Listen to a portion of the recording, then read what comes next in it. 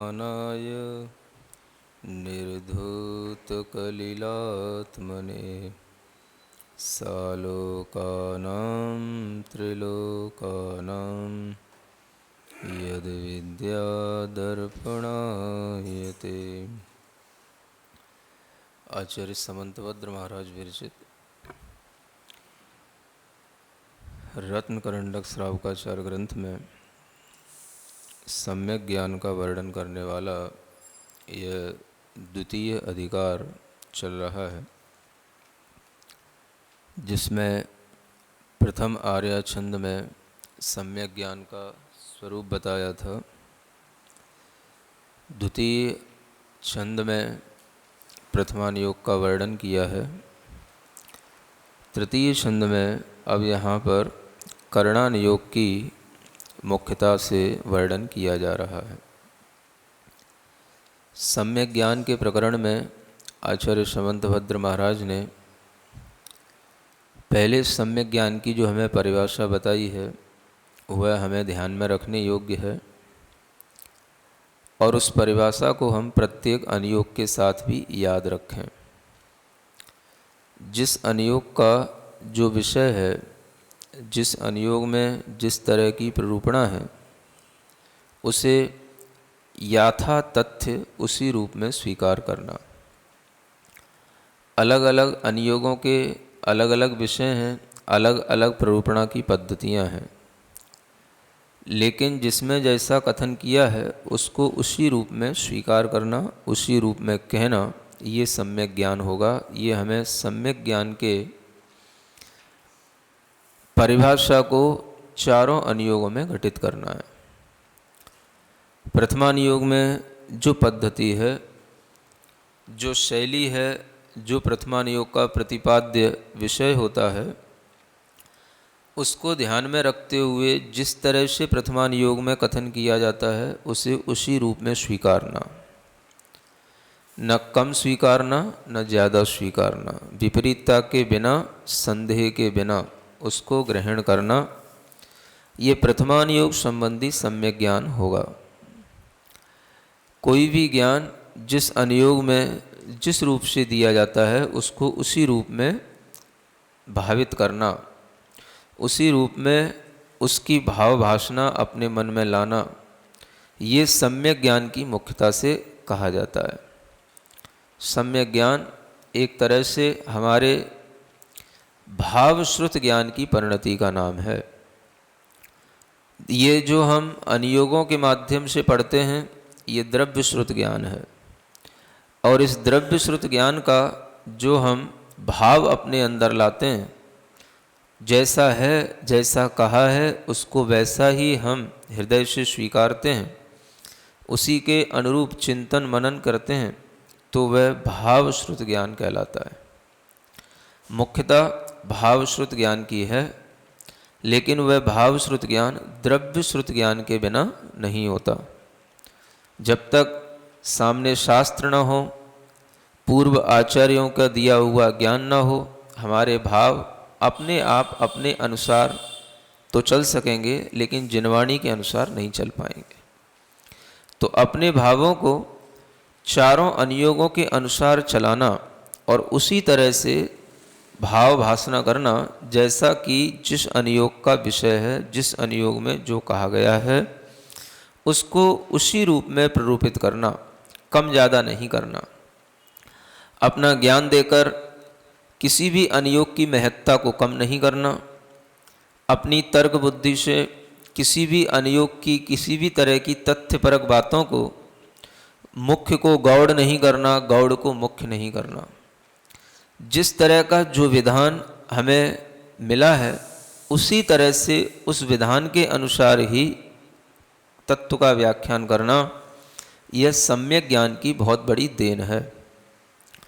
लोग ग्रंथ पढ़ लेते हैं, शब्दार्थ भी पढ़ लेते हैं, लेकिन जो शब्द के अंदर भाव है वो ग्रहण नहीं कर पाते। इसलिए बार बार कहना होता है और बार बार चीज़ को समझाना होता है कि सम्यक ज्ञान की यह परिभाषा ध्यान में रखी जाए, जो आचार्य समंतभद्र महाराज ने यहाँ इस द्वितीय अधिकार के इस पहले श्लोक में रखी है। सम्यक ज्ञान की यह परिभाषा केवल ज्ञान के लिए ही नहीं है, केवल ज्ञान मात्र के लिए नहीं है, चारों अनुयोगों के लिए है। माने चारों अनुयोगों में हमें कोई भी संदेह नहीं होना, चारों अनुयोगों के विषय में कोई विपरीत बात नहीं करना, चारों अनुयोगों के विषय में कुछ भी कमती बढ़ती करके नहीं बोलना, यथा तथ्य जैसा है उसको वैसा स्वीकारने का नाम ही सम्यक ज्ञान होगा। तो जो द्रव्य श्रुत है वह चाहे प्रथमानुयोग के रूप में हो या करणानुयोग के रूप में हो, वह द्रव्य श्रुत जैसा है उस द्रव्य श्रुत को वैसा ही स्वीकारना और उसी के अनुसार अपनी ज्ञानावरण कर्म के क्षयोपशम के अनुरूप भाव श्रुत अपने अंदर लाना, यही हमारे लिए सम्यक ज्ञान होगा। यानी सम्यक ज्ञान को अपने भीतर हमें अर्जित करना होता है और वह सम्यक ज्ञान तभी हमारे अंदर आता है जैसा द्रव्य श्रुत में लिखा है वैसा ही हम श्रुत ज्ञान अपने भावों में रखें। श्रुत ज्ञान से ही हमारे भाव बनते हैं, श्रुत ज्ञान के माध्यम से ही हम द्रव्य श्रुत को सही ढंग से जानकर उसका चिंतन मनन कर सकते हैं। इसलिए श्रुत ज्ञान को ही भाव श्रुत ज्ञान के रूप में कहा गया और वही भाव श्रुत हमारे कल्याण का कारण है। तो उसी भाव श्रुत में जैसे प्रथमानुयोग के बारे में कल आपको बहुत सी बातें बताई थीं, जो अनेक तरह की लोगों के अंदर धारणाएं हैं, कुतर्क हैं और प्रथमानुयोग के प्रति अरुचि पैदा करने वाली अनेक तरह की अवधारणाओं में लोग जीते हैं, उनको दूर करने के लिए जैसे कल आपको प्रथमानुयोग के प्रतिपाद्य विषय के विषय में बताया था, वैसा ही आप लोगों को करणानुयोग के विषय में भी जानना है। प्रत्येक अनुयोग का अपना अलग अलग क्षेत्र है, अपना अलग अलग विषय वस्तु है। सब्जेक्ट को 4 भागों में डिवाइड किया गया है, प्रथमानुयोग, करणानुयोग, चरणानुयोग और द्रव्यानुयोग। यद्यपि भगवान की दिव्य ध्वनि हर पदार्थ को अनंत रूप में जानती है, हर विषय को अनंत रूप में ग्रहण करती है, लेकिन फिर भी सब अनंत का व्याख्यान करना संभव नहीं होता और छदमस्त ज्ञानियों के लिए अनंत की कोई भी प्ररूपणा करने में उन्हें कैसे समझ में आए, इसके लिए जो ज्ञानी बुद्धिमान गणधर आदि परमेष्ठियों ने जो उपाय हमें दिए हैं उसी के अनुसार हमें मान करके चल करके उस अनंत को जानना होता है। इसी विषय को आगे बढ़ाने के लिए पहले हम यह छंद पढ़ते हैं जिसमें करणानुयोग का वर्णन दिया गया है। करणानुयोग किसे कहते हैं, आचार्य बताते हैं। लोकालोक विभक्तिर युग परिवृत्तिश्चतुर्गतीनां च आदर्शमेव तथा मते रवैति करणानुयोगं च।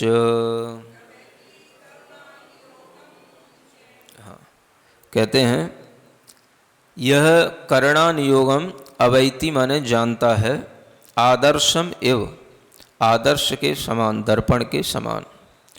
जैसे दर्पण में कोई भी पदार्थ सामने होता है उसको ज्यों का त्यों बताता है, ऐसे ही जगत की सभी व्यवस्थाओं को यह दर्पण के समान करणानुयोग का ज्ञान हमें बताता है।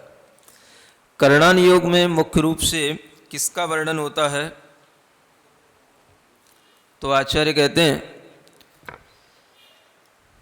लोकालोक विभक्ते, लोक और अलोक की विभक्ति का वर्णन है ना। लोक अलोक की विभक्ति का अर्थ होता है कि लोक का विभाजन और अलोक का विभाजन बताने वाला, ज्ञान कराने वाला यदि कोई अनुयोग है तो वह करणानुयोग है, जिसके माध्यम से हम लोक और अलोक की प्ररूपणा को जान सकते हैं। लोक कितना बड़ा है, लोक की रचना कैसे हुई है, लोक में कितने द्रव्य हैं, लोक में किन द्रव्यों का किस तरह से अवस्थान रहता है, उनका काल अनादि अनंत होता है या सादि शांत होता है या सादि अनंत होता है, किन द्रव्यों की कितनी पर्यायें होती हैं, उन पर्यायों की क्या स्थितियां होती हैं, इत्यादि सारी जानकारी हमें लोक विज्ञान से मिलती है। और उस लोक के परे जो अलोक होता है वह भी अनंत रूप में होता है। उस अलोक में कौन सा द्रव्य है और वह द्रव्य वहाँ किस रूप में है, उसमें भी परिणमन होता है या नहीं होता, होता है तो किसके आधार पर होता है। इस लोक और अलोक का स्वरूप क्या हमेशा ऐसा ही बना रहता है या बिगड़ता रहता है, या कहीं कहीं बिगड़ता है या कहीं कहीं वैसा ही बना रहता है, इत्यादि जो अनेक बातें हैं उन सब का ज्ञान हमें कौन कराता है? करणान योग कराता है ना। अब आपको इन सब समाधान तो नहीं दे सकते, इन सब के उत्तर तो नहीं दे सकते। कभी कभी प्रश्न में ही बहुत सारा ज्ञान हो जाता है ना। इतने आपको प्रश्न बताए, अगर इन सब प्रश्नों के उत्तर ढूंढ लोगे आपको लोक और अलोक का पूरा ज्ञान हो जाएगा। प्रश्नावली अगर तैयार हो गई है तो समझ लेना कि आपको ज्ञान देने का एक बहुत बड़ा साधन आपको मिल गया है। बस आप केवल प्रश्न दिमाग में लाते जाओ, उत्तर आपको अपने आप मिल जाएंगे। यही आपकी ज्ञान वृद्धि का सबसे बड़ा कार्य होता है। तो करणान योग हमें लोक और अलोक की जानकारी देता है। अब आप विचार करें कि इस लोक और अलोक की जानकारी देते हुए हमें यह करणान योग कुछ भी जो बताएगा वो हमारे प्रत्यक्ष ज्ञान का तो विषय होता नहीं। हमारे द्वारा प्रत्यक्ष ज्ञान से तो हमें कोई दिखाई चीज देती नहीं।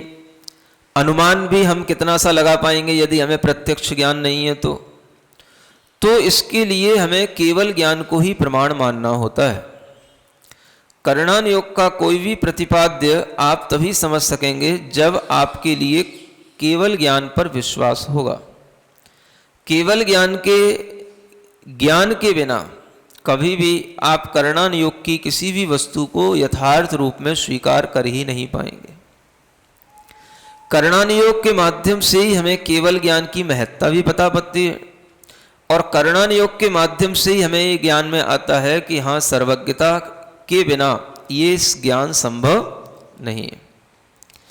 इतना अनंत का ज्ञान, सूक्ष्म का ज्ञान और सब तरह के द्रव्यों का ज्ञान, जो पदार्थ हमें नहीं दिख रहा है, उस लोक अलोक का भी पूरा का पूरा ज्ञान अगर हमें दिया जा रहा है तो यह हमारे लिए एक तरह से तभी भावश्रुत ज्ञान के रूप में ढलता है जब हम उसको उसी रूप में स्वीकार कर लेते हैं। अन्यथा पढ़ने को तो बहुत लोग पढ़ लेते हैं और पढ़ने के बावजूद भी एक जैसे सब्जेक्ट हमने दूसरे पढ़े थे उसी तरह से हमने इस सब्जेक्ट को भी पढ़ लिया और उसको रख दिया। तो इस तरह से कोई सम्यक ज्ञान नहीं होता। पढ़ लेने मात्र से सम्यक ज्ञान नहीं होता। पढ़ करके उसको उसी रूप में स्वीकार करना, उसकी भासना उसी रूप में होना, तभी भावश्रुत ज्ञान संभव है। तो ये चारों अनुयोग एक तरह से हमारे लिए सम्यक ज्ञान को उत्पन्न करने में साधक बन सकते हैं और बनते हैं। प्रथमान योग भी हमारे लिए साधक है सम्यक ज्ञान की प्राप्ति में, तो करणान योग भी साधक है, बशर्ते कि आपको करणान योग के ज्ञान की रुचि होनी चाहिए और उसमें जो ज्ञान आता है उसके विषय में आपकी प्रवृत्ति ज्ञान के क्षयोपशम के माध्यम से होनी चाहिए। करणान योग का मतलब क्या होता है? करण के दो अर्थ हैं। एक तो करण माने होता है गणित। क्या होता है? गणित, मैथमेटिक्स। ये गणित जो है वो इतना बड़ा इसमें गणित बताया जाता है कि जो छोटी मोटी संख्याएं हैं, अरब खरब नील महानील शंख महाशंख, कहाँ तक पहुंच जाते हो आप लोग? हैं? अरबुद अर्बुद यहीं तक पहुंचते होगे, बस इतना ही। शंख महाशंख इतनी ज़्यादा क्या जानते होगे? हैं? मोबाइल में तो 10-11 डिजिट से ज़्यादा कुछ बढ़ता ही नहीं है ना। तो उससे ज़्यादा तो कैलकुलेशन किसी भी कैलकुलेटर में भी नहीं होती। तो आप लोगों को जितनी नॉलेज होती है वो केवल संख्यात संख्या में ही होती है ना। मतिक ज्ञान, श्रुत ज्ञान, संख्यात कोई जान सकता है। केवल ज्ञान ही होता है जो अनंत को जानता है। अब केवल ज्ञान ने जो अनंत को जाना, उसको, उस अनंत को गणधर परमेष्ठी के माध्यम से इस तरह से संयोजित करना कि जो आगे छद्मस्थ ज्ञानी है, अल्प ज्ञानी है, वो उसको समझ पाए। ये एक बहुत बड़ा कार्य होता है। अनंत को समझाने के लिए अगर बीच में गणधर परमेष्ठी का ज्ञान काम में ना आए तो आप अनंत को कुछ समझ ही ना सको। आप कहो हमें भगवान की वाणी सुनने को मिल जाए, मिल भी जाएगी तो क्या कर लोगे? तुम्हारा ज्ञान का क्षयोपशम ही उतना नहीं होगा तो तुम भगवान की वाणी में अगर अनंत पदार्थों का दिग्दर्शन हो रहा है तो तुम क्या ग्रहण कर पाओगे? कुछ नहीं कर पाओगे। तुम्हें तो उतना ही समझ आएगा जितना तुम्हारे ज्ञान का क्षयोपशम है। और उस ज्ञान के अनुसार यदि कोई हमें कोई वस्तु देगा, उस ज्ञान में जो चीज घुस जाए उसके अनुसार व्यवस्थित करके यदि हमें कोई खिलाएगा, परोसेगा, तो हमारे लिए कुछ काम में आ सकती है। अन्यथा वो चीज हमारे कोई काम में आएगी। समझ में आ रहा है? बहुत सारा अनाज पड़ा हुआ है खेतों में और हम यहां भूखे बैठे हैं। अनाज खेतों में बहुत सारा पड़ा है, अनाज की कमी नहीं है, अनाज गोदामों में भरा है, खेतों में पड़ा है और लोग भूखे मर रहे हैं। क्यों मर रहे हैं? क्यों मर रहे हैं? वहां तक उस अनाज को व्यवस्थित रूप से पहुंचाना, उनके लिए जिस तरह से उस अनाज का उपयोग हो, उस अनाज का ज्ञान भी उनके पास में होना और उनकी भूख के मुताबिक वह चीज उनके लिए उपलब्ध होना, तभी तो उनकी भूख मिटेगी। नहीं तो गोदामों और खेतों का अनाज किस काम में आएगा? खेतों में भी अनाज पड़ा पड़ा सड़ता रहेगा, गोदाम में भी सड़ता रहेगा, लोग इधर भूख में मरते रहेंगे, ये इधर सड़ते रहेंगे। समझ आ रहा? इसी तरीके से अगर केवल ज्ञानी का ज्ञान, अनंत ज्ञान हमारे सुनने में आ भी गया, हमने सुन भी लिया, तो उससे हमको कोई ज्यादा लाभ नहीं होने का। क्या समझोगे आप? जितना अपना ज्ञान का क्षयोपशम है उतनी बात समझ में आएगी, उससे ज्यादा को समझ नहीं आएगी। ये हमारे ऊपर गणधर परमेष्ठी का बहुत बड़ा उपकार होता है कि उन्होंने उस अनंत अर्थ को ध्यान में रखते हुए उस अनंत पदार्थों के ज्ञान को जो एक साथ भगवान का ज्ञान तो ध्वनि के रूप में एक तरह से, एक जैसे कोई जल का बहुत भारी प्रवाह जैसे कोई हो, जैसे झरना बहता है। कहीं मुक्तागिरी गए हो? हाँ, हमने तो मुक्तागिरी का ही देखा है, आपने कहीं और का देखा हो तो पता नहीं। हाँ, तो अगर कहीं पर झरना बहता हो और कोई बहुत फोर्स के साथ बह रहा हो और आपको प्यास भी बहुत लगी हो और वो झरना आपके कोई काम नहीं आ सकता, आप कहोगे पानी इतना है और काम नहीं आ रहा। क्यों नहीं आ रहा? क्योंकि वो वहां तक आप पहुंच नहीं सकते। ना तो तुम उस झरने के नीचे जाके खड़े हो सकते, ना वो पानी के कोई कण तुम्हारे पास आ सकते। वो पानी ऊपर से गिर रहा है, उसमें तुम अपना मुंह नहीं लगा सकते, उसमें अपने हाथ नहीं लगा सकते, होना कुछ नहीं है और पानी पानी है। सुन रहे हो? समझ लो, पहले वस्तु स्थिति समझ लो। मोटी बुद्धि वालों को समझाने के लिए भी बहुत मोटे मोटे उदाहरण देने पड़ते हैं। गणधर परमेष्ठियों ने मेहनत की है, थोड़ी बहुत मेहनत हमें भी करनी पड़ती है। समझ आ रहा है? हाँ, तब समझ में आता है कुछ। हम भली जल्दी कह देते हैं भगवान का समोसरण, अनंत ज्ञान, सर्वज्ञता, हाय भगवान कब आपकी वाणी सुनने को मिले, कब आपका हमारे लिए समोसरण मिले और कब हम आपके साक्षात इस अनंत ज्ञान का लाभ लें। कहना ही है, होना कुछ नहीं है। वो भगवान की वाणी उसी झरने की तरह है, अपार जल समूह है, खूब तेजी से फोर्स के साथ में फ्लो हो रहा है, लेकिन उससे कुछ भी आपके लिए कोई हित होने वाला नहीं है। आप उसके नीचे जा नहीं सकते, वहां इतना फैलाव है पानी का और उस पानी को ग्रहण करने के लिए आपके पास में कुछ भी नहीं है। आप प्यासे हो, खड़े रहो। समझ आ रहा है? ये उपकार केवल गणधर परमेष्ठी का समझना चाहिए। आप लोग समझते ही नहीं कभी किसी चीज को। जो गणधर परमेष्ठी ने अरिहंत भासयत्थम गणहर देवई गंथियम संभम, हम बोलते हैं कि गणधर परमेष्ठी ने तो अर्थ स्वरूप दिव्य ध्वनि का बखान किया, लेकिन उसको ग्रंथ में, शब्द में संयोजित करने का बहुत बड़ा उपकारी काम किया, तो वह गणधर परमेष्ठी का है। शब्द संयोजना हुए बिना तमाम अर्थ एक साथ फैला हुआ हो, उसको बटोरे कौन, समेटे कौन, संयोजित कौन करे, व्यवस्थित करके पहुंचाए कौन, किसको दे? जब तक वह पानी कहीं पर थोड़ा सा भी उठा करके हमारे लिए जितना चाहिए उतना हमें ना मिलेगा, तो हम उस अपार जल समूह का करेंगे क्या? समझ आ रहा? खेत में पड़ा हुआ अनाज तमाम अगर हमारे पास में है तो एक मुट्ठी भर चाहिए, अगर वो मुट्ठी भर आ जाए तो उससे हमारी भूख मिट जाए। एक मुट्ठी भर हमारे लिए पानी मिल जाए तो उससे हमारी प्यास मिट जाए। अब दुनिया का पानी बह रहा है और दुनिया का अनाज सड़ रहा है, हमें उससे लेना देना क्या है? समझ आ रहा है? तो वो उपकार है कि जो आपके पास में एक बोरा अनाज लेकर के आ जाए, आपको बता दे कि इस अनाज को ऐसे सुखाना, इस अनाज को ऐसे पीसना, इससे ऐसी रोटी बनाना, फिर इससे खाना, तब तुम्हारे लिए तृप्ति मिलेगी। ये जो काम करके बताता है, ये जो काम करता है, ये बड़ा उपकार का काम है। समझ आ रहा है? अनाज बनाने से भी ज्यादा महत्वपूर्ण है अनाज को उस व्यक्ति तक पहुंचाना जिसके लिए भूख लगी है और जिसको उस अनाज का कोई ज्ञान नहीं है, लेकिन वह अनाज उसके काम में आ जाए।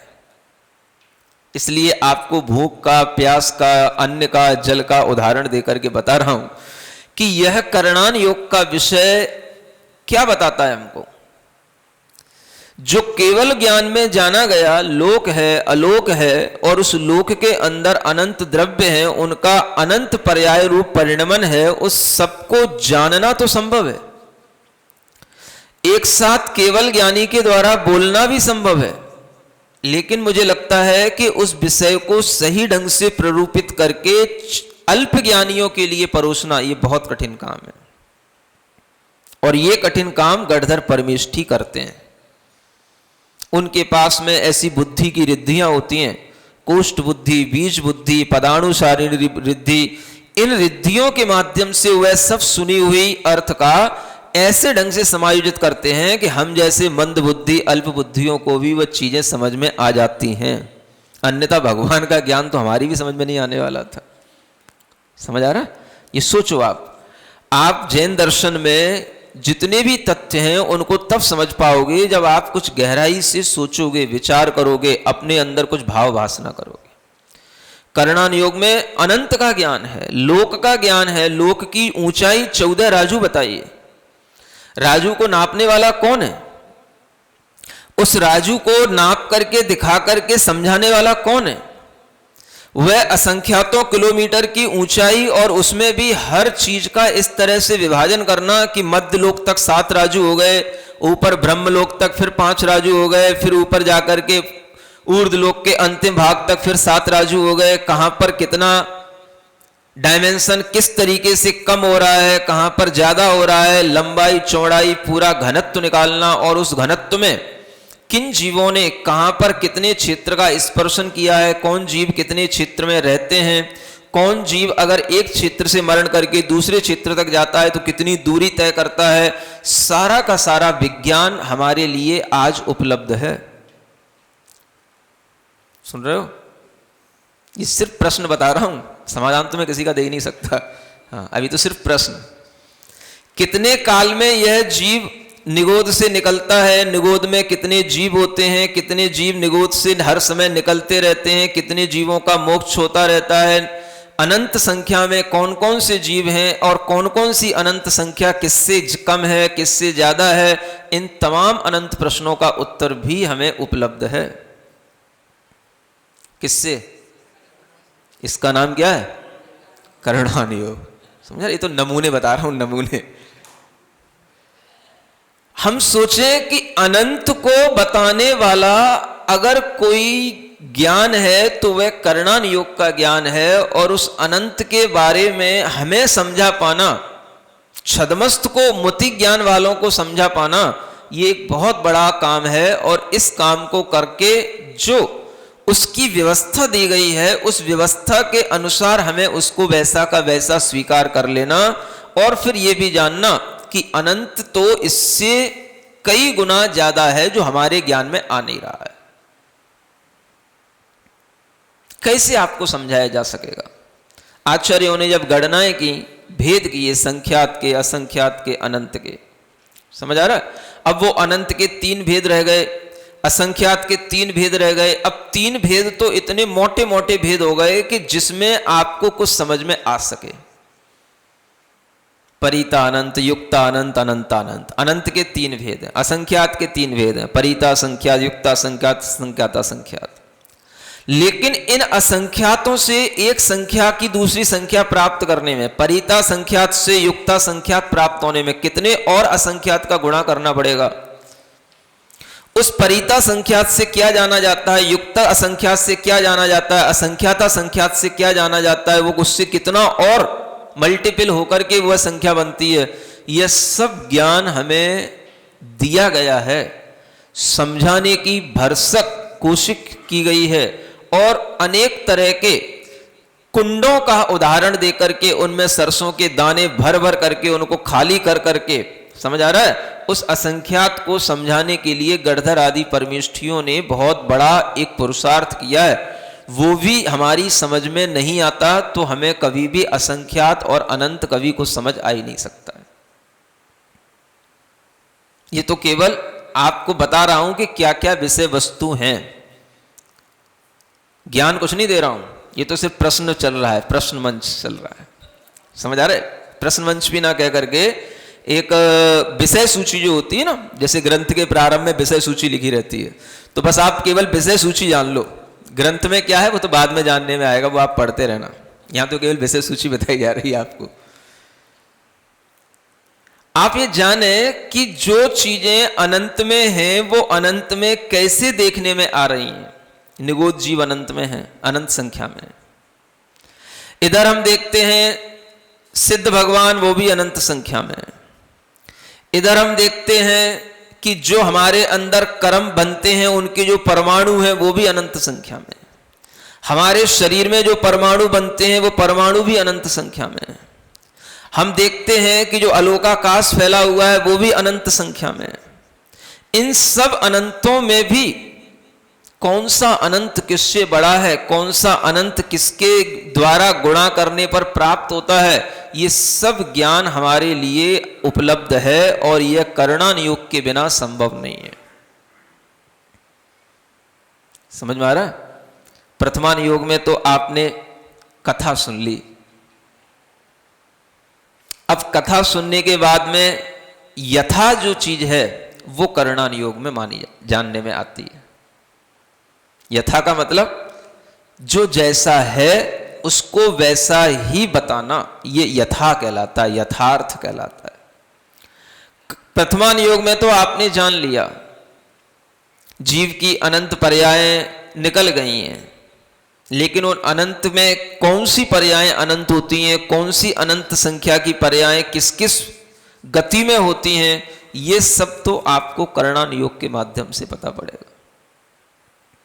लोक में अगर 3 लोकों का विभाजन किया गया है तो उसमें मध्य लोक में, अधोलोक में कौन से जीव रहते हैं, कितनी संख्या में, कहां बिल बने हुए हैं, कहां स्वर्ग बने हुए हैं, कहां विमान बने हुए हैं, उनमें कितने विमान कितने योजनों के हैं, कौन से संख्यात योजन के हैं, कौन से असंख्यात योजन के हैं, वो विमान किस कारण से टिके हुए हैं, आकाश में इतने भारी भारी होकर के भी क्यों नीचे नहीं गिरते हैं। समझ आ रहा है। पृथ्वी का चक्कर सूर्य लगा रहा है कि सूर्य का चक्कर पृथ्वी लगा रही है, ये सब बातों का ज्ञान करणान योग से मिलता है।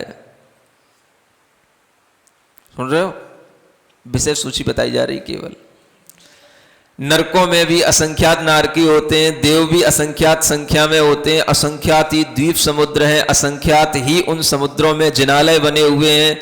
वो असंख्यात द्वीप समुद्र कितने राजू तक फैले हुए हैं, कितनी असंख्यात संख्या में वह व्यंतर देवों की संख्या है, कितनी असंख्यात संख्या में ज्योतिषी देवों की संख्या है, कितनी वैमानिक देवों की संख्या है, ये असंख्यात संख्या में। ये सब प्रकार का निरूपण आपको कहां मिलेगा, करणान योग।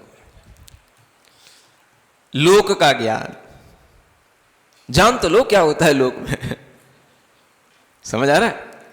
जम्बू द्वीप है, जम्बू द्वीप का विस्तार कितना है, उससे धातकी खंड द्वीप है, उसका विस्तार दुगना हो गया, 4 गुना हो गया, वो कितना हो गया, आगे के द्वीपों का विस्तार दुगना दुगना होता चला गया।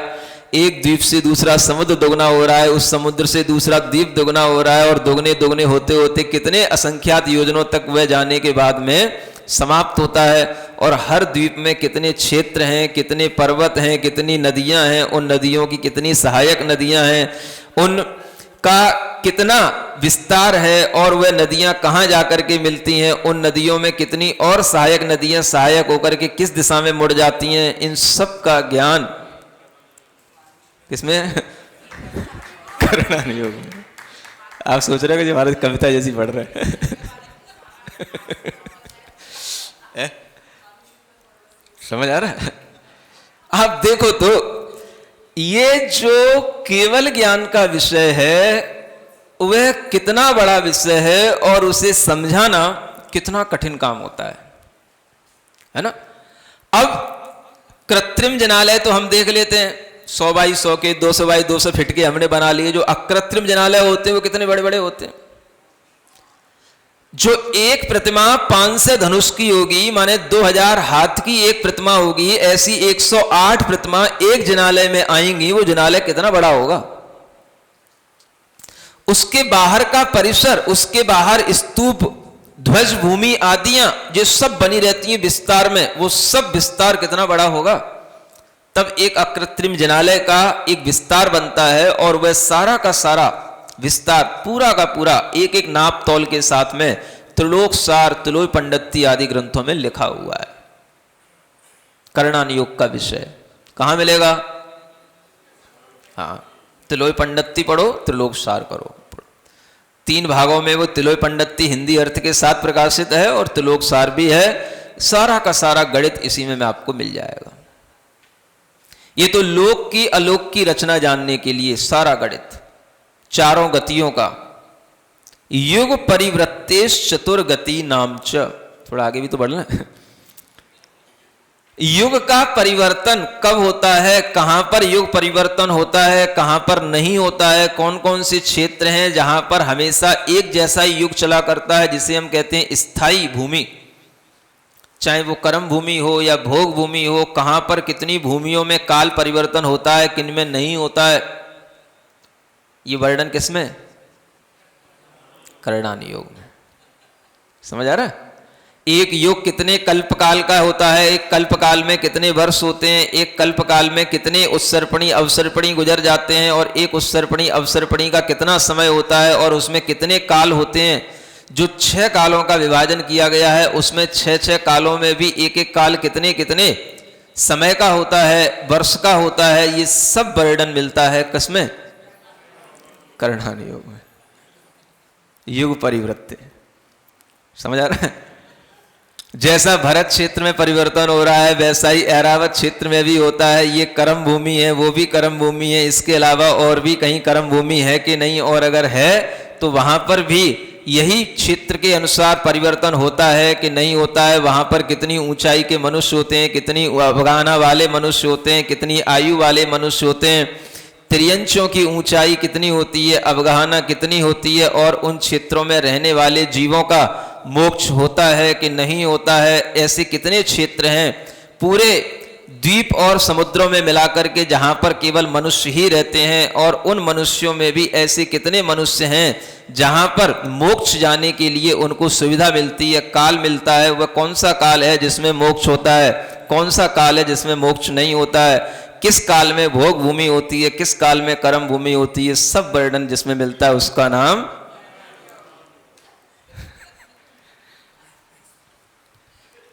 क्या हो गया आप लोगों को? आप सोच रहे होगे एक ये कविता कहने का एक तरीका होता है, ऐसे मैंने एक कवि को सुना था ऐसे कविता करते हुए। समझ आ रहा है? एक बार आचार्य श्री के संग में था, नेमावर की बात है। एक आपने सत्य प्रकाश सत्तन का नाम सुना होगा, इंदौर वाला है ना, उसकी अध्यक्षता में एक कवि सम्मेलन हो रहा था। तो एक कवि आया, तो उसकी कविता का शीर्षक था, बोले किस पे लिख दूं? किस पे लिख दूं? समझ आ रहा है? तो बस वो ऐसे शुरू करता था, बोले नदी पे लिख दूं कि तालाबों पे लिख दूं कि मुहानों पे लिख दूं कि समुद्रों पे लिख दूं कि वृक्षों पे लिख दूं कि वृक्षों के पत्रों पे लिख दूं, बताओ किस पे लिख दूं? समझ आ रहा है? स्त्री पे लिख दूं कि पुरुष पे लिख दूं कि स्त्री के भावों पे लिख दूं कि पुरुष के भावों पे लिख दूं कि स्त्री क्या पुरुष के बारे में सोचती कि पुरुष क्या स्त्री के बारे में सोचती, बताओ किस पे लिख दूं? समझ आ रहा है? तो ऐसी कविता करता था। तो सत्तन कहता है, अध्यक्षता करने वाला, बोले भले आदमी किसी पे तो लिख देता।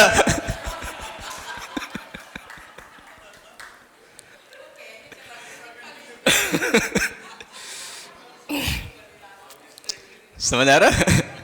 तो ऐसे ही आपको अभी यहां केवल विषय सूची दी जा रही है। समझ आ रहा है? अब कुछ बताने के लिए तो चल ही रहा है ना। आप हमसे ये तो नहीं कह सकते कुछ तो बता दो। उसके लिए तो दोपहर में 304 तत्वार सूत्र में व्यवस्थित क्रम से सब कुछ चल ही रहा है ना।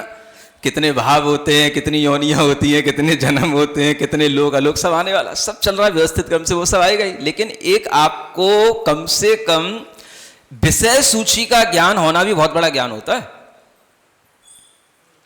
समझ में आ रहा है? हाँ, विषय सूची का ज्ञान। इंदौर वाले पंडित जी हैं, पंडित रतनलाल जी, है ना, अभी भी हैं वो। और जब मैं उनके पास पढ़ता था, ब्रह्मचारी अवस्था में था, तो वो ज्यादातर कोई भी ग्रंथ को पढ़ाने के लिए विषय सूची को पकड़ के बैठ जाते हो। समझ आ रहा है? उनके पढ़ाने की पद्धति है। कोई भी ग्रंथ पढ़ना हो तो बस उसकी विषय सूची निकाल लो, उसकी विषय सूची के अनुसार इसमें ये है, इसमें ये है, ये होगा तो ये होगा, ये होगा तो ये होगा, ये होगा तो ये होगा, ऐसे करके विषय सूची में जो विषय दिया गया है उसी के अनुसार आपको कितना ज्ञान हो रहा है वो आपको पता पड़ जाएगा। समझ आ रहा? शॉर्ट में जैसे आपको विषय सूची किसी चीज की, अगर एक बार मान लो आपने कोई चीज पढ़ ली, अब आप केवल विषय सूची से ही उसका रिवीजन कर सकते हो। मान लो एक बार आपने तत्वार सूत्र का पहला अध्याय पढ़ लिया, अब आप केवल विषय सूची से ही उसका रिवीजन कर सकते हो। उसमें कितने सूत्र हैं, पहले अध्याय में पहले सूत्र कौन सा है, मोक्ष मार्ग बताया गया है, मोक्ष मार्ग कितने प्रकार का है, सम्यक दर्शन का लक्षण क्या है, सम्यक ज्ञान कितने प्रकार से होता है, प्रमाण किसे कहते हैं, नए किसे कहते हैं, कौन से ज्ञान प्रमाण हैं, कौन से प्रत्यक्ष हैं, कौन से परोक्ष हैं, कौन से ज्ञानों में प्रमाण और नए के माध्यम से मिथ्या ज्ञान और मिथ्या प्रमाणों का भी वर्णन किया जा सकता है, कितने प्रकार के नए हैं, कौन से नए का क्या विषय होता है, कौन से ज्ञान में किस पदार्थ को किस रूप में जाना जाता है, अवधि ज्ञान का विषयभूत पदार्थ क्या है, मनय ज्ञान का विषयभूत पदार्थ क्या है, केवल ज्ञान का विषयभूत पदार्थ क्या है, मति ज्ञान श्रुति ज्ञान कितने पदार्थों को जानता है, एक साथ कितने ज्ञान हो सकते हैं, कितने ज्ञान को जानने के निक्षेप हैं, कितने सत्संख्या आदि अनुयोग द्वार हैं, कितने निर्देश आदि के माध्यम से अंग बताए गए हैं, इतना आपने जान लिया, पहला अध्याय पूरा हो गया। बोलो तत्वासुत प्रथम अध्याय नमो नमः। बस आपको रिवीजन करने का बहुत अच्छा तरीका मुझे लगता है। यहाँ बच्चे भी सीख लें इस विधा को, अच्छी विधा है। आपको अंदर कोई भी सब्जेक्ट का रिवीजन करना हो, बस आप उसकी जो इंडेक्स दिया रहता है, उसकी जो विषय सूची रहती है, उसी को बस आप पढ़ें, आपको पता पड़ जाएगा कि आपने क्या पढ़ लिया है और आपको क्या आ रहा है क्या नहीं आ रहा है। बस पूरा पहला अध्याय हो गया। इसके अलावा पहले अध्याय में एक भी सूत्र एक्स्ट्रा आपको नहीं मिलेगा, जितना विषय बता दिया आपको। बस इसी तरीके से पूरे कर्णान योग का विषय जानने के लिए आपको यह बताया जा रहा है कि कर्णान योग में क्या क्या है। समझ आ रहा है? कितना होता है, कैसे होता है, इसके लिए तो जिंदगी लगाना है? अभी थोड़े से प्रवचन के समय पर इतना ही समझा जा सकता है कि कर्णान योग में क्या क्या है। युग परिवृत्तेश चतुर्गति नाम च, है ना। और चारों गतियों में जैसे युग परिवर्तन या चारों गतियों में काल परिवर्तन अथवा चारों गतियों का भी जो ज्ञान होता है, वो सारा का सारा ज्ञान हमें कर्णान योग देता है। मनुष्य की संख्या बताई गई है, त्रियंशों की संख्या बताई गई है, और एक एक त्रियंशों के अंदर भी जो भेद बनते हैं, एक सामान्य त्रियंशों की संख्या अलग होती है, पंचेंद्रीय त्रियंशों की संख्या अलग है, अपर्याप्तकों की संख्या अलग है, पर्याप्तकों की संख्या अलग है, योनिमती त्रियंश होते हैं स्त्री वेद वाले, उनकी संख्या अलग। समझ आ रहा है?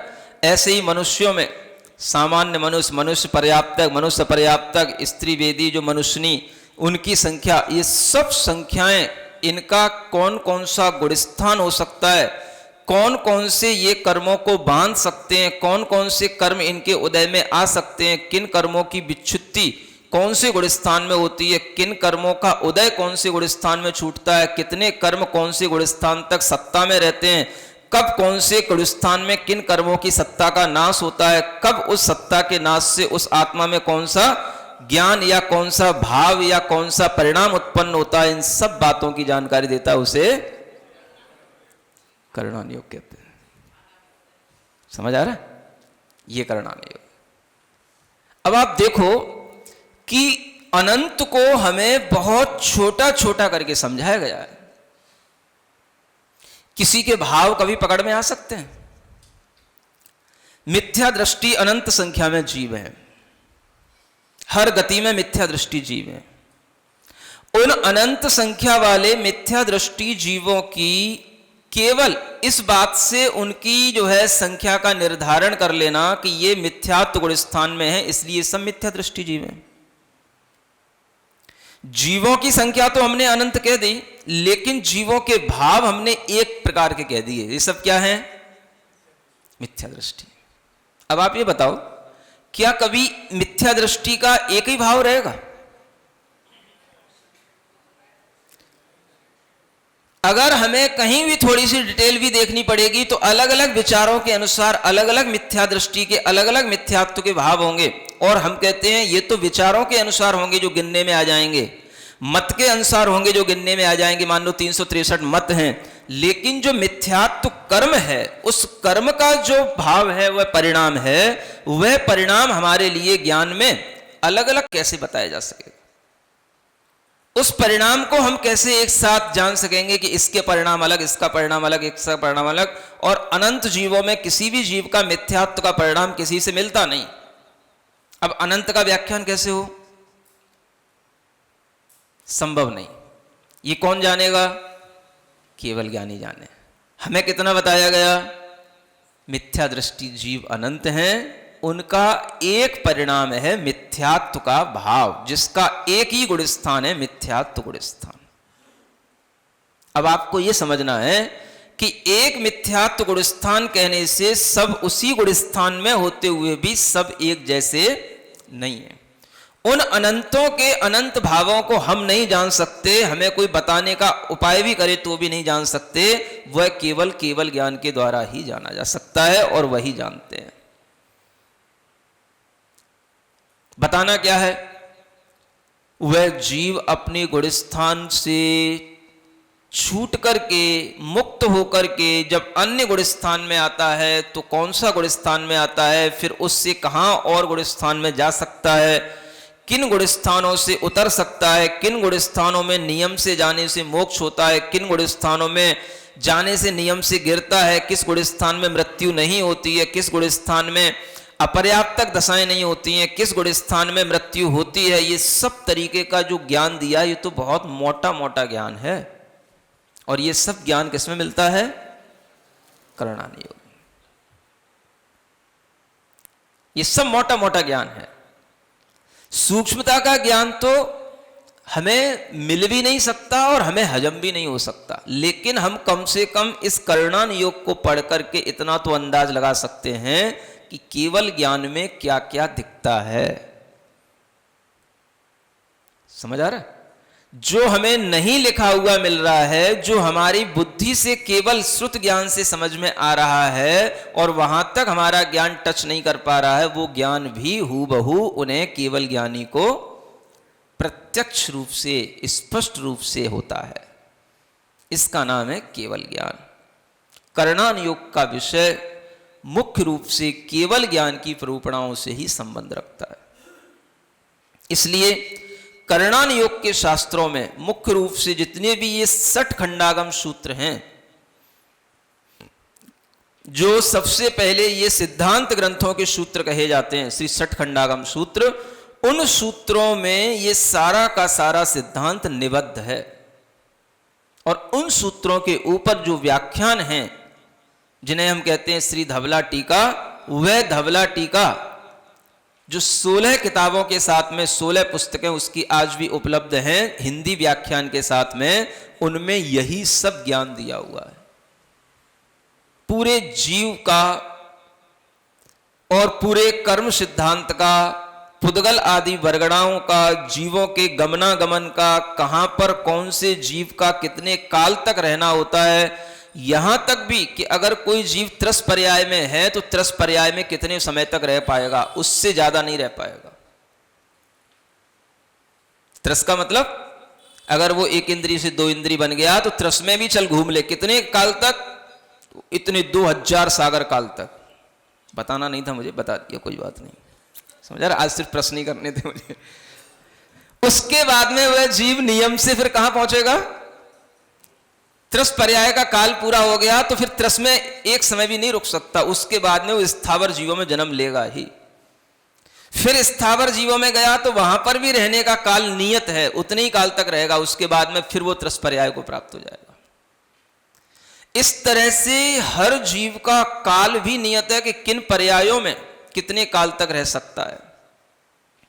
नरकों में भी कितनी बार लगातार उत्पन्न हो सकता है, किस नरक में कितनी बार लगातार जा सकता है, नरकों से निकलने वाला जीव क्या क्या बन सकता है, क्या नहीं बन सकता है, ये सारा का सारा गति आगति का ज्ञान ये सब कहां उपलब्ध होता है? करणान योग। सठखंडागम के सूत्र हैं, धवला आदि टीका है। एक और सठखंडागम सूत्र की तरह कसाय पाहुड़ ग्रंथ है, श्री कसाय पाहुड़, है ना, वह भी सठखंडागम सूत्र की तरह गाथा सूत्रों में लिखा हुआ है, और उसके ऊपर भी जो टीका लिखी हुई है उसका नाम है श्री जय धवला टीका। उसको क्या बोलते हैं? उसकी भी 16 किताबें हैं, समझ आ रहा? पूरा उसमें कसायों का ही वर्णन मिलेगा और कुछ नहीं। मिथ्यात्व से लेकर के कसायों तक की जो चारित्र मोहनी संबंधी 25 प्रकृतियां और थोड़ा बहुत दर्शन मोहनी का भी वर्णन मिल जाता है, माने कुल मिलाकर के 28 कसायों का, चारित्र मोहनी का जो 28 कर्म प्रकृतियों का परिवार है मोहनी कर्म का, इसी का वर्णन उन पूरी 16 पुस्तकों में भरा पड़ा है। किस कसाय का कहां बंध है, कहां उन कसायों के बंध से क्या प्रकृति का बंध है, क्या स्थिति है, क्या अनुभाग है। और इसके अलावा एक और है महाधवल, जो केवल 4 प्रकार के जो बंध होते हैं उनके ऊपर वह 7 किताबों में आज उपलब्ध है। प्रकृति बंध, स्थिति बंध, प्रदेश बंध और अनुभाग बंध, इन्हीं का वर्णन करने के लिए केवल वो 7 किताबें बड़ी बड़ी मोटी मोटी, समझ आ रहा है? ये सारा का सारा वर्णन कहां उपलब्ध होता है? कौन से अनुयोग का विषय है? करणान योग। अब आप देखो, जिन कर्मों को ना हम देख सकते, ना जान सकते, ना अनुभव कर सकते, कुछ नहीं कर सकते, कोई अनुभव नहीं होता हमें कर्मों का, समझ आ रहा है? कर्मों का कोई अनुभव नहीं होता हमें, कौन से हम कर्म बांध रहे हैं, कौन से बंध रहे हैं, कौन से उदय में आ रहे हैं, किन कर्मों का संक्रमण हो रहा है, किस कर्म में कितना निदत्तीपना पड़ रहा है, निकासितपना पड़ रहा है, किस कर्म की उद्वेलना हो रही है, किस कर्म की किस तरह की प्रकृति बंद हो रहा है, स्थिति बंद हो रहा है, अनुभाग बंद हो रहा है, कितने प्रदेशों की संख्या में बंद हो रहा है, ये सारा का सारा ज्ञान हमें कुछ भी जानने में नहीं आता। ये ज्ञान बताता है कौन? करणान योग। सुन रहे हो? इतना ही जान लो, यही करणान योग है। आदर्श मित्र दर्पण के समान, समझ आ रहा है? जैसे दर्पण में आप अपनी शकल देखते हो, ऐसे इन सारे वस्तुओं का, पदार्थों का दिग्दर्शन हमें करणान योग में होता है। अब देखो, आप जिन कर्मों के बारे में हम नहीं जानते, वो कर्म कितने परमाणुओं को लिए रहते हैं और उन कर्मों की संख्या कितनी होती है, लेकिन उन्हें केवल 8 भागों में विभाजित कर दिया। मुख्य रूप से कार्य उनके दिखने की अपेक्षा से 8 भागों में विभाजित कर दिया। बस ये 8 प्रकार के कर्म हैं। लेकिन कितने प्रकार के कर्म होते हैं? बहुत प्रकार के होते हैं, लेकिन कार्य 8 ही प्रकार के दिखाई देते, इसलिए उनको 8 प्रकार में विभाजित कर दिया। अब उन कर्मों का बंध, उनके अंदर जो स्थिति पड़ी है, मतलब उसमें जो टाइम पड़ गया, उस टाइम की गणना, वो स्थिति कब कम हो जाती है, कौन से परिणामों से वो स्थिति का अपकर्षण हो जाता है, किस परिणामों से स्थिति बढ़ जाती है यानी उत्कर्षण हो जाता है, किन परिणामों से वह स्थिति जघन्य हो जाती है, किससे उत्कृष्ट हो जाती है, किससे अनुत्कृष्ट हो जाती है, किससे अजघन्य हो जाती है, ऐसे कौन से परिणाम है जिससे उस स्थिति का नाश किया जाता है, ऐसे कौन से परिणाम है जिससे उस स्थिति को उत्कृष्ट रूप में बांधा जाता है, कौन से जीव उत्कृष्ट परिणामों से स्थिति को बांधते हैं, कौन से जघन्य परिणामों से बांधते हैं, इत्यादि सारा विज्ञान जैसे स्थिति का है, वैसे ही अनुभाग का, वैसे ही प्रकृति का, वैसे ही प्रदेश का, ये सब मिलता है किसमें? करणान योग। सुन तो लो कम से कम। क्या पढ़ोगे? क्या पढ़ना है? समझ में आ रहा है? पूछते रहते हो महाराज क्या पढ़ते रहते हो, जब देखो तो महाराज पढ़ते ही रहते हैं, पढ़ते ही रहते हैं। महाराज काहे के नोट्स बनाते रहते हैं? हाँ प्रवचन करना होता है इसलिए नोट्स बनाते रहते हो। अरे भले आदमी, प्रवचन के लिए क्या नोट्स बनाना, तुम जैसे मूर्खों को पढ़ाने के लिए क्या नोट्स बनाना नहीं समझ आ रहा? हाँ कोई विद्वान को पढ़ाना हो तो कुछ सोचा भी जाए। समझ आ रहा है? तो समझने की बात यह है कि जब कोई विषय इतना अधिक है, इतना ज्यादा है ना, जिसको पढ़ने में ही, समझने में ही अपनी जिंदगी निकल रही है, अगर उसमें से हम तुम्हें थोड़ा भी कभी बताने बैठेंगे तो तुम लोगों को बताने के लिए क्या नोट्स बनाने पड़ेगा? कहीं से भी शुरू हो जाएंगे तो ये घंटा पूरा हो जाए। देखो होने वाला है।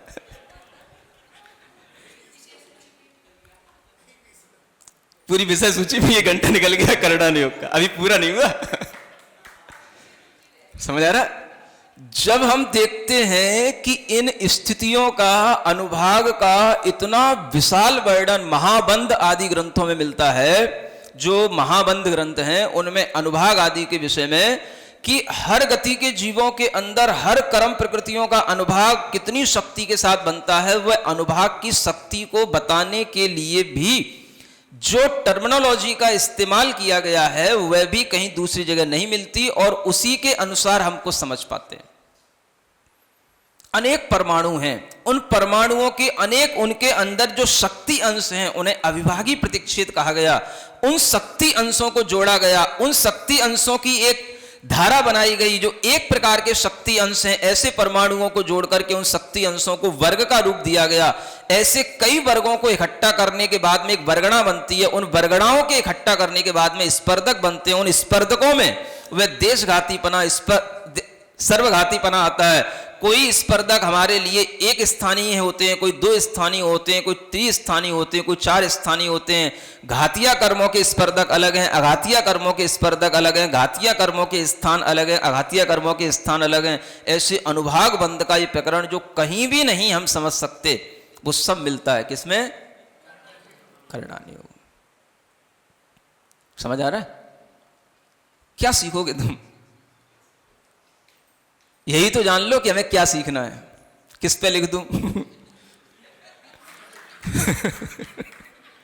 किस पे सुना दूं? लिखा तो सब पे है ही, अब तुम ये बता दो किस पे सुना दूं। समझ आ रहा है?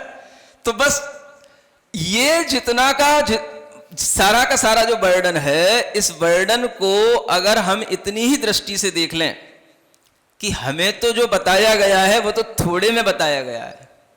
14 गुण स्थानों में उनने अनंत जीवों के भाव बांट दिए।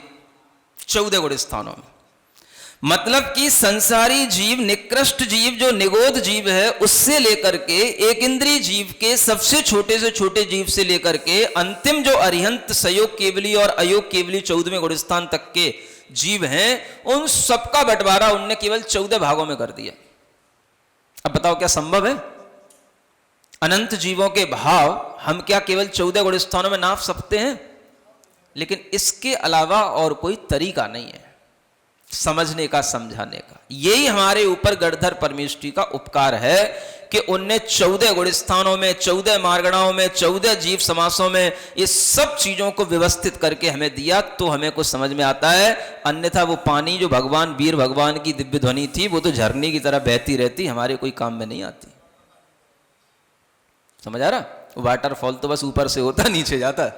जितने समोसरण में है बस वही धुल पाते, बाहर पानी नहीं निकलता और किसी की धुलाई नहीं होती। समझ आ रहा है? हाँ। तो आज भी हम अपने चित्त को धो पा रहे हैं, आज भी हमारी आत्मा धुल रही है। ये किससे? थोड़ा सा उस पानी को बांध लिया, बांध के रख लिया, स्टोर कर लिया। समझ आ रहा है? ये 4 अनुयोगों में बांध दिया, उसके विषय बना दिए, तब तो कुछ समझ पा रहे हैं, नहीं तो वो कब का बह चुका होता, कुछ नहीं मिलता। ये उपकार है उन गणधर परमेष्ठी का, और फिर उन आचार्यों का, उन आचार्य धरसेन जैसे आचार्य जो गिरनार की गुफा में बैठे बैठे समाधि लेने वाले थे। जीवन का अंत हो रहा था और उनको ध्यान आता है, अरे मेरे पास जो थोड़ा सा ज्ञान बचा है अंगों का, पूर्वों का, वो भी अगर मेरी मृत्यु हो गई तो सब चला जाएगा, तो इसको किसी को दे जाऊं तो कुछ व्यवस्थित हो जाएगा, नहीं तो हमारे साथ ये भी चला जाएगा। तब उन्होंने 2 मुनि महाराज बुलाए दक्षिण भारत से, आंध्र प्रदेश से, और वो उनके पास आए, उनने ज्ञान लिया, तब ये ग्रंथ लिखे गए श्री सठखंडागम सूत्र। समझ आ रहा है? ये उपकार किससे समझ में आता है? करणान योग से। समझ आ रहा है? जहां ज्ञान केवल ज्ञान को छू रहा हो, जिस विषय को पढ़ने के बाद में हमें केवल ज्ञान के बिना वो कोई समझा ना सके, उसकी प्रूपणा और कोई कर ना सके, और कोई भी ज्ञान कहीं पर भी एक दूसरे के कहीं विपरीत ना जाए। अगर आज भी हमारे पास में 40 पुस्तकें सिद्धांत की हैं, तो वो सिद्धांत कहीं पर भी एक दूसरे से अपोजिट नहीं होगा, किसी का किसी के साथ में कोई कॉन्फ्लिक्ट नहीं होगा।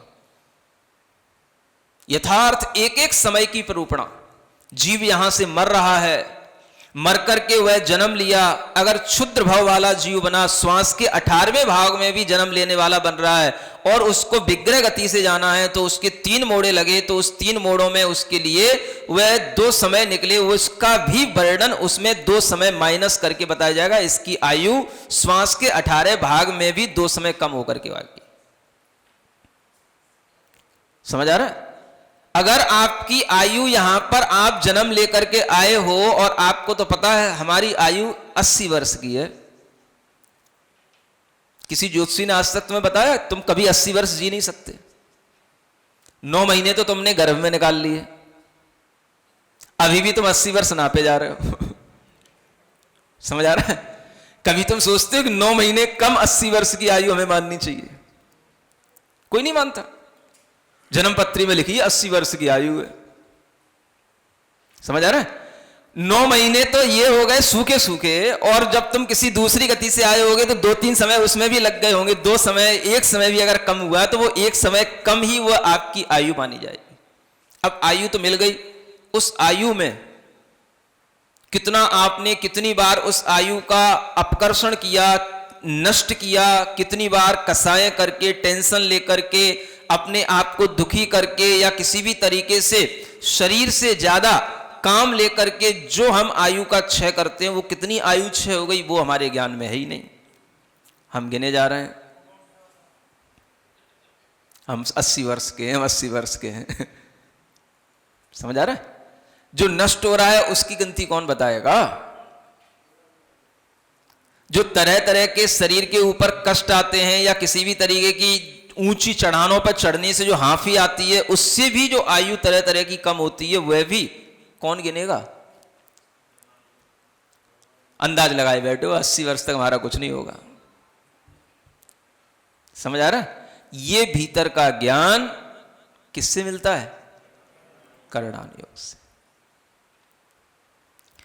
इतने अनुभागों के बंध, और जो अनुभागों के बंध हो रहे हैं, उन अनुभाग के बंधों में एक ही अनुभाग के बंद करने वाले कितने परिणाम हो सकते हैं, और उस एक परिणाम से कितनी कसायों के अनुसार कितने कर्मों के बंद हो सकते हैं, इस सब की डिटेल जो हमें कुछ भी देखने को नहीं आती, ना हमें परिणाम समझ आते, ना कर्म की अनुभाग शक्तियां दिखती, उन शक्तियों को मेजर करना ये किसका काम है? करणान योग का। समझ आ रहा है? वो कर्म की शक्तियां ही हैं। जो एक व्यक्ति 80 साल का हो रहा है, 85 साल का हो रहा है, उसको कोरोना हो रहा है, वो कोरोना ठीक हो रहा है, और एक व्यक्ति 60 साल का है, 65 साल का है, उसको कोरोना हो रहा है, वो मर रहा है, डेथ हो रही है उसकी। क्यों हो रहा है? आयु कर्म की जिसकी जितनी शक्ति है, जिसका वह जितना सशक्त रूप से आयु कर्म का बंध है, वह जब तक रहेगा उसको कोई कोरोना नहीं मार सकता। और जिसका आयु कर्म ढीला है, आयु कर्म कमजोर है, आयु कर्म पूरा होने वाला है, उसे कोरोना की भी जरूरत नहीं है। जिसको कोरोना हुआ है उसकी छींक भी अगर उसके लग गई तो उसी से मर जाएगा। समझ आ रहा है? और अगर आयु कर्म कमजोर है तो जिसको कोरोना नहीं हुआ है उसकी भी अगर छींक के परमाणु उसके अंदर पहुंच गए वायरस, तो वो उससे ही मर जाएगा। मरने वालों के लिए क्या है? छोटा सा निमित्त चाहिए। समझ आ रहा? ये सब कर्मों की अनुभाग शक्ति का ही परिणाम होता है। जो हम भोगते हैं, जिसका फल हमें अनुभव में आता है, जिसके कारण से हमें अपने शरीर में उत्साह, अपने भावों में उत्साह या अनुत्साह, ज्ञान में उत्साह या अनुत्साह, किसी भी तरह के काम करने में उत्साह या अनुत्साह दिखाई देता है, ये सब वीर्यांतराय कर्म के क्षोभसम से प्राप्त उस शक्ति के अनुभव का ही परिणाम है। कौन बताता है? करणान योग बताता है। समझ आ रहा है? और ऐसे नहीं बताता कोई धुंधले तरीके से बता रहा हो, बिल्कुल स्पष्ट तरीके से। जब आप पढ़ोगे एक एक ग्रंथों को, स्थिति बंध के प्रकरण, प्रदेश बंधों के प्रकरण, अनुभाग बंधों के प्रकरण, ऐसे आपको दर्पण की तरह जैसे बिल्कुल सब चीजें स्पष्ट दिखाई दे रही हों, ऐसे दिखाई देगा आपको। समझ आ रहा है? इतना बड़ा बर्डन है कि कंप्यूटर भी फेल होने इसके आगे। कंप्यूटरों में बर्डन नहीं समझ सकता, कंप्यूटर भी मैच नहीं कर सकता एक से दूसरे बर्डन को। कंप्यूटर में कितना सा ज्ञान आएगा? संख्यात का ही ज्ञान नहीं वो पूरा ले सकता। आप जानते हो मनुष्य कितनी संख्या में होते हैं? 29 अंक प्रमाण होते हैं। इसका मतलब क्या होता है जानते हो? 29 डिजिट्स बनाओ, 0 0 0 0 0 0 0 0 0 0 0 0 0 0 कितने बार? 29 बार। ये भी मैं मोटा मोटा बता रहा हूं तो मोटी बुद्धि के अनुसार। इसके भी डिजिट के नंबर हैं कि 1 4 6 8 9 5 7 ऐसे करके पूरे नंबर हैं। इतने लाख करोड़, इतने हजार करोड़, इतने लाख, इतने हजार, इतने मनुष्य, वो सब पूरे गिनती लिखी हुई है। लेकिन एक मोटी बुद्धि में सिर्फ इतना आ जाए कि 29 डिजिट्स के बराबर। अब आप कौन सी उस संख्या को बढ़ते चले जाओगे? कहां आपका नील, महानील, शंख, महाशंख तो कहीं पे खत्म हो जाएगा, 10-12 अंकों में खत्म हो जाएगा। कौन सा कैलकुलेटर नापेगा 29 अंकों को? समझ आ रहा है? ये पूरे मनुष्यों की संख्या 2.5 द्वीप में जितने मनुष्य हैं इतने ही होते हैं। कौन बताता है? करणान। उसमें मिथ्या दृष्टि कितने हैं, असंयत कितने हैं, देशव्रती कितने हो जाते हैं, 6वें 7वें गुण स्थान के महाव्रती कितने होते हैं, ऊपर श्रेणी में चढ़ने वाले कितने होते हैं, छपक श्रेणी पे चढ़ने वाले कितने होते हैं, सहयोग केवली कितने होते हैं। सहयोग केवली अगर इकट्ठे हो रहे हैं 13वें गुणस्थान में तो कितनी संख्या में हो सकते हैं, कितनी संख्या में सहयोग केवली, अयोग केवली बनकर के कितने समय में कितने जीव मोक्ष जा सकते हैं, वो सारी की सारी संख्या का वर्णन कौन बताता है? करणान योग। समझ आ रहा है? हो गया। तथा मतिरवैति करणान योग समयम च। समझ आ रहा है? ऐसा ये करणान योग की महिमा तो जानो। पढ़ करके क्या कर लोगे? हम जल्दी जल्दी पढ़ा भी देंगे। इस श्लोक के अर्थ तो दुनिया ही में कहीं भी पढ़ लोगे, कोई भी पंडित पढ़ा देगा तुम्हें। महिमा जानो। महिमा जानने के लिए आपको ये जानना पड़ेगा कि करणान योग का विषय क्या होता है। अगर आपने विषय जान लिया तो उस विषय को कभी सीखने की ललक भी पैदा होगी। वह ललक पैदा हो तभी आपको करणान योग का महत्व समझ में आएगा, तभी आपको केवल ज्ञान का महत्व समझ में आएगा। बिना करणान योग के अध्ययन के बिना कभी भी सर्वज्ञ का महत्व आपको समझ में आ ही नहीं सकता है। जो सर्वज्ञता का वर्णन किया गया है मंगलाचरण के रूप में, यद विद्या दर्पणायते सालोका नाम त्रिलोका नाम, वह सर्वज्ञता पर विश्वास करना सम्यक दर्शन कहा है। लेकिन उस सर्वज्ञता को भी बहुत बारीकी से हमारे ज्ञान में विश्वास में तब आता है जब हम करणान योग का विषय पढ़ते हैं। ठीक है ना? तो ऐसे करणान योग के विषय, ये जितने भी शास्त्रों के नाम आपको गिनाए, उनमें जो पढ़ने लायक हैं उनको पढ़ना, और जो पढ़ने लायक नहीं हो उनके लिए अर्घ चढ़ाना, जिनवाणी स्तुति पढ़ना,